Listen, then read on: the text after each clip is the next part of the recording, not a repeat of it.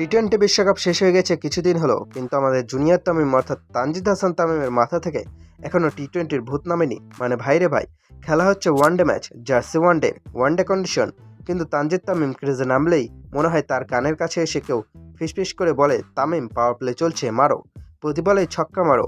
অস্ট্রেলিয়ার বিপক্ষে ওয়ানডে ক্যারিয়ারের 7 নম্বর 50টা তামিম তুলে নিলেন ঠিকই, কিন্তু যেভাবে 100-এর ওপর স্ট্রাইক রেট নিয়ে টি-20 মুডে আউট হলেন তা দেখে ফ্যানরা এখন মাথায় হাত দিয়ে বলছেন, তামিম রে, কেউ একটু ওরে বোঝাও, এইটা ওয়ানডে ম্যাচ। চলুন একটু পজিটিভ কথা বলি। অস্ট্রেলিয়ার মতো বিশ্বসেরা বোলিং লাইনের বিপক্ষে 50 করার চারটিখানি কথা নয়। প্রপার স্পোর্টিং কন্ডিশনে তানজিদ তামিম ম্যাচ শুরু থেকেই ছিলেন বিধ্বংসী। অজি বোলারদের তুলোধুনো করে ওয়ানডে ক্যারিয়ারের 7ম 50টা তুলে নিলেন। ফ্যানরা যখন ভাবছিল, যাক বাবা, আজকে মনে হয় তামিম একটা বড় সেঞ্চুরি উপহার দেবে, আজকে দিনটা তামিমেরই, ঠিক তখনই অজি বোলার ন্যাথান এলিস একটা চাল চাললেন। তিনি বুঝলেন এই ছেলেকে সোজা বল দিয়ে বাউন্ডারির বাইরে পাঠাবে, একে স্লোয়ার দিতে হবে। নাথান এলিস দিলেন এক চতুর স্লোয়ার বল, আর আমাদের তামিম ভাই তার সইতে না পারে বল আসার আগে ব্যাট চালিয়ে দিলেন। ব্যাস, যা হওয়ার তাই হলো। 54 রানেই খতম জুনিয়র তামিমের গল্প। তামিম ভাই আউট হওয়ার পর সোশ্যাল মিডিয়ায় এখন ফ্যানদের কান্নাকাটি আর ট্রলের বন্যা বয়ে যাচ্ছে।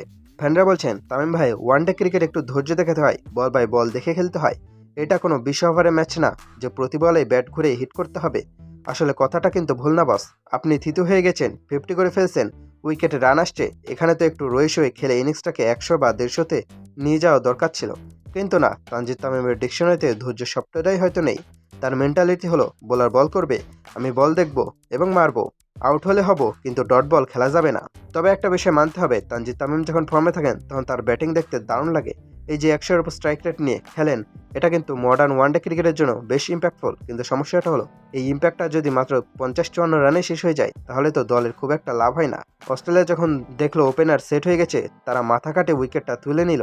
তানজিদ তামিম যদি আজ একটু মাথা ঠান্ডা রেখে সিঙ্গেল ডাবলসের উপর জোর দিতেন, তাহলে হয়তো আজকে বড় কিছু তিনিই লিখতেন। কিন্তু অজিদের এই একটুখানি ট্র্যাপেই তিনি পা দিয়ে দিলেন। ফ্যানরা এখন রসিকতা করে বলছেন, তামিম আসলে ভুলে ওয়ানডে ম্যাচের দিন টি-20-র হাইলাইট দেখে মাঠে নেমে পড়ছিলেন। অস্ট্রেলিয়ার বিপক্ষে তানজিদ হাসান তামিমের এই 54 রানের ইনিংসকে আপনারা কিভাবে দেখছেন? এটা কি ওয়ানডে সুলভ দায়িত্বশীল ইনিংস ছিল, নাকি টি-20 স্টাইলের অতি আগ্রাসী ব্যাটিংয়ের কারণে একটা বড় সেঞ্চুরি হাতছাড়া হলো? তামিম কি আসলে ওয়ানডে ক্রিকেটে আরও একটু ধৈর্য দেখানো উচিত, নাকি এভাবেই হিট করে খেলা উচিত?